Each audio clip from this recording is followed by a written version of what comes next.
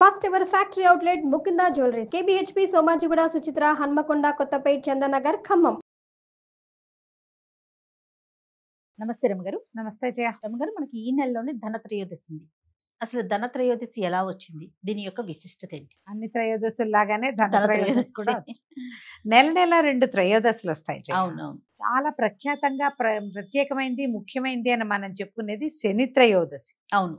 ఈ ధనత్రయోదశి ఇటీవల కాలంలోనే మన జీవితాల్లో ప్రవేశించి, అంతకు ముందు కూడా ఉన్నది, మనమేం పెద్ద పట్టించుకోలేదు దాన్ని. ఆ, మనకి ఇక్కడంతా నరక చతుర్దశి, దీపావళి, చతుర్దశి దీపావళి.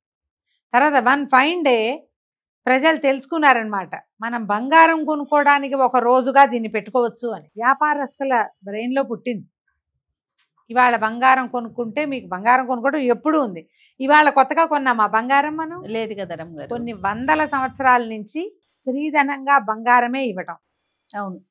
ఒక అంటే తెలివిగల వాళ్ళందరూ బంగారం రూపంలోనే ఆస్తిని, ధనాన్ని దాచుకోవటం. ఏదో ఆడపిల్లలకు పెట్టాలని, అల్లుడికి పెట్టాలని, ఏదైనా ముఖ్యమైన ఫంక్షన్ జరిగితే ఓ బంగారం కానుక, ఖరీదైన లోహం కాబట్టి బంగారం ఎప్పటి నుంచో ఉన్నది. ప్రత్యేకమైన దినాల్లో కొనుక్కుంటే అది ఇబ్బడి ముబ్బడిగా అవుతుందన్న ఒక నమ్మకాన్ని మనకి రకరకాల మాధ్యమాల ద్వారా తెలియజేసి జనం అందరినీ ఆ వైపుకి తిప్పారు.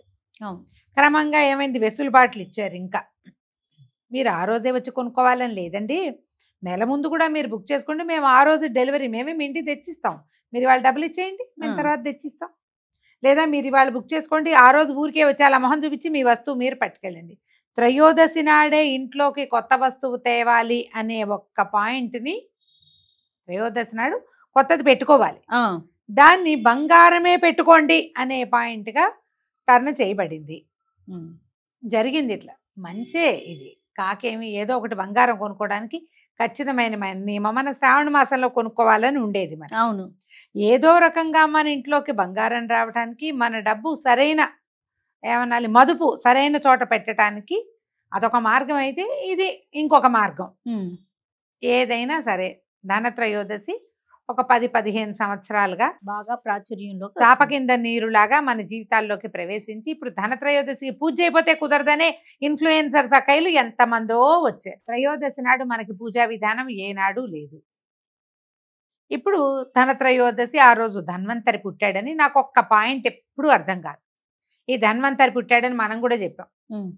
అమావాస్య నాడు త్రయోదశి, చతుర్దశి, అమావాస్య నాడు లక్ష్మీదేవి పాలకడల్లో నుంచి బయటకు వస్తే, ఆమె తర్వాత పుట్టిన ధన్వంతరి త్రయోదశి నాడే ఎలా వచ్చాడు? అవును రమగారు. పాయింటేనా? ఒకవేళ త్రయోదశి నాడే ధన్వంతరి వచ్చుంటే వారికంటే ముందే లక్ష్మీదేవి వచ్చి ఉండాలి కదా. పాలకడల్లో నుంచి చివరిగా వచ్చిన వాడు ధన్వంతరి. అంటే దీని లెక్క ఏమిటి?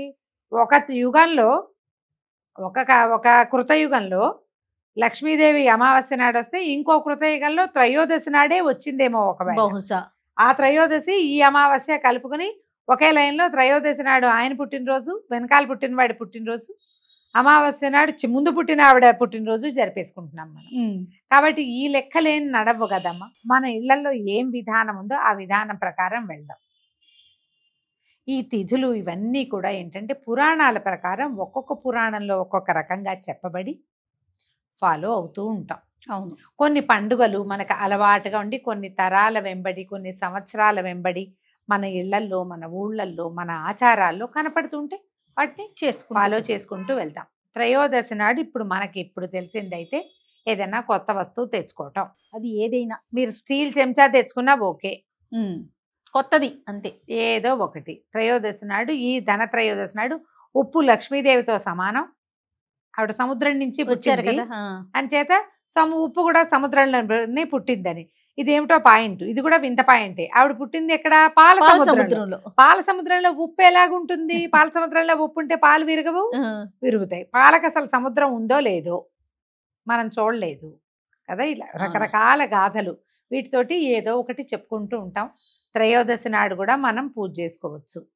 ఆరోగ్యాన్ని కోరుకుంటూ ధన్వంతరిని తలుచుకుని పూజ చేసుకోవటమే, అంతకంటే ఏం చేయలేం. ఆయన మంత్రాలు కొంతమందికి వచ్చు, మంత్రాలు ఎవరో గురుగారు ఇచ్చారు. ఒకసారి నాకు తెలీదు అని నేను చెప్పానా, ఏదో దేవాలయానికి వెళ్తే, సాయిబాబా గుడికి కాదు, సాయిబాబా గుడి అనకూడదు, మన జీటీఎస్ కాలనీ మీ ఇంటి నుంచి ఇటువైపు వచ్చే దారిలో ఒక క్లినిక్ ఉంది, ఒక దేవాలయం ఉంది కదా, కిందేమో ఆంజనేయ స్వామి శివాలయం మల్టీ టెంపుల్, మల్టీ టెంపుల్, పైనేమో అమ్మవారు సాయిబాబా ఉన్నారు కదా. ఆ గుడికి వెళ్తే ఒక తల్లి కుమారుడు వాళ్ళిద్దరు నన్ను పలకరించాలి సారా ప్రేమతో. అమ్మ మీకు ధన్వంతరి మంత్రం తెలియదు అన్నారు కదా, మా గురుగారు ఇచ్చారు, మేము మీకు చెప్తామన్నారు. ఒక వాట్సాప్ లో పంపించారు కూడా నాకు ధన్వంతరి మంత్రం.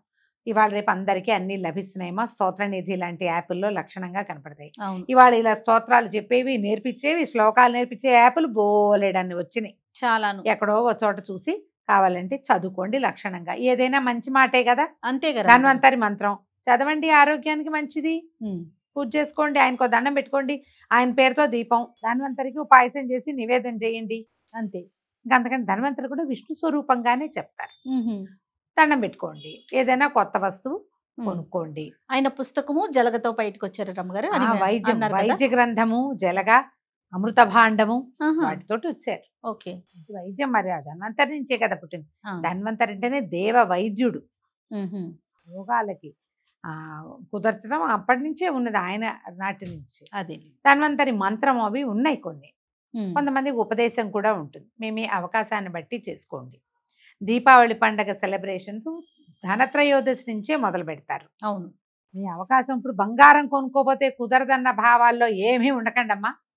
బంగారమే అక్కర్లేదు, బంగారం కొనుక్కోవచ్చు, వెండి కొనుక్కోవచ్చు, ఏదైనా వస్తువు కొనుక్కోవచ్చు, ఇంట్లో ఉపయోగపడే హోమ్ అప్లయన్స్ కొనుక్కోవచ్చు, ఓ లీటర్ పాలు తెచ్చుకోవచ్చు, ఓ లీటర్ వెన్న తెచ్చుకోవచ్చు, నెయ్యి తెచ్చుకోవచ్చు, అన్నీ మంచివే. ఏవి కొనుక్కున్నా చాలు. పూజ అంటారా, మీరు రోజువారీ పూజతో పాటు ఈ ధన్వంతరి మంత్రం కూడా ఏదైనా యాప్లో దొరికి చక్కగా అది కూడా చదువుకుని దండం పెట్టుకోండి.